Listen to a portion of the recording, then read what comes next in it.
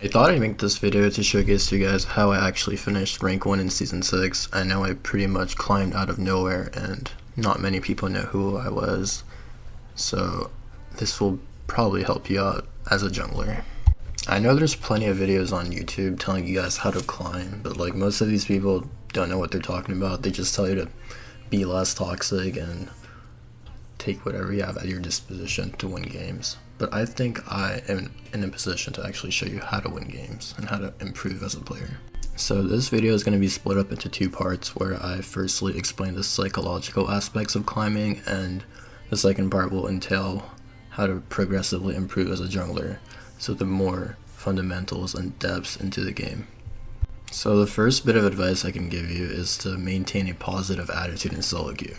I know that's actually very hard to maintain, because some people are gonna get under your skin and fuck with you, but I had a 2-week ban on my main last season and I was pretty much on the verge of getting perm banned, and I just got this feeling in my head. I'm like, hey, I never actually went for rank 1.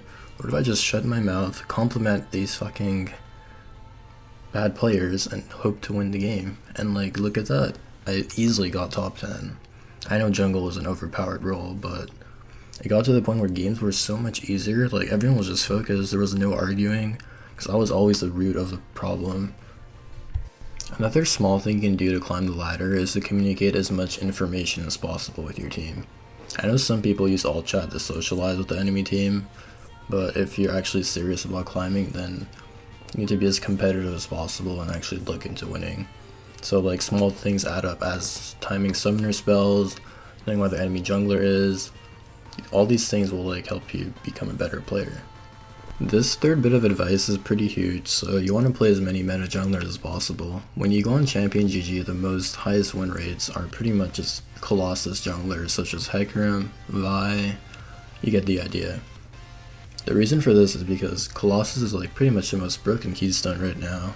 So instead of going for like, you know, the Wukong top because you're good at the champ and the enemy team's gonna get Poppy, who do you think's gonna win? Like, it's kind of self-explanatory. Whoever plays the better champions during the specific patch is gonna win the game. So there's this common misperception having the most kills will win you the game, which is why you see people chasing like animals around in solo queue trying to get a kill when there's 4 people dead and Baron's up. So you want to be the one to prioritize objectives: towers, dragons, barons, anything that will give your team an edge in winning. The team with the most gold is usually going to end up winning, or, you know, the most stat increases. So look forward into getting those. So now for the more detailed part of the guide, which is pretty much knowing lane matchups and power spikes as a jungler. When you have a Renekton versus Riven top lane versus an Ezreal Janna bot lane, you have to know which lane is actually more gankable. In this case, it's pretty much the Renekton. Another example would be having a Fizz just hitting level 6 and trying to tower dive a TF at level 5. A jungler has to know that, you know, in that specific matchup, Fizz can like pretty much 100 to 0 Twisted Fate. So you have to be on guard to pressure the enemy jungler if he's looking for a counter gank. This is probably the hardest part about being a jungler, and I would say most players that play professional have not mastered this technique yet, and this technique is called pathing. The best bit of advice I can give you as a new jungler is to ward the enemy buff at 120. This will give you a clear understanding on where he's going to start and where he's going to end up.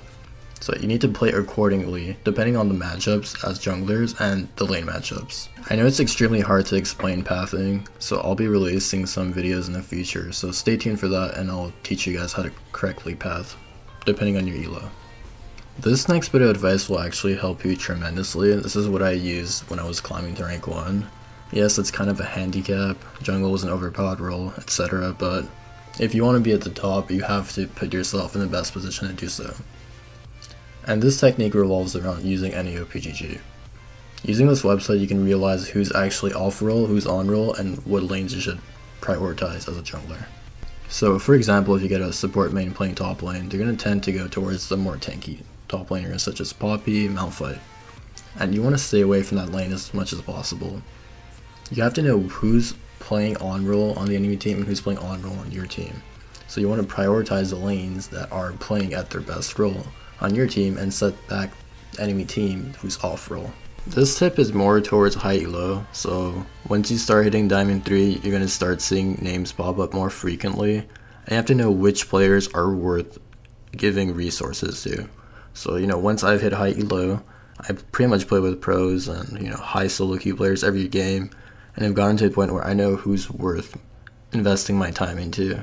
So if I have like QtPie bot lane, of course I'm going to help him out, because he's actually great at carry. Whereas if I have, I don't know, Gallon God playing top lane, I'm not going to invest any time at all into that lane. Not because he's a bad player, because he's off roll for first, and for second, he's not going to be better than enemy top laner. The final bit of advice I can give you is to actually not try to climb early into the season. So you want to pretty much just wait into mid-season. Use an account to accumulate as many games as possible, and then once mid-season comes, you're going to use all that gain knowledge, experience, into this new account and try to get as high on the ladder as you can. I learned the hard way that, once a new season starts, you should not try to climb, and yeah, it got me banned, so be safe, kids, and make sure to not be toxic in game ever again.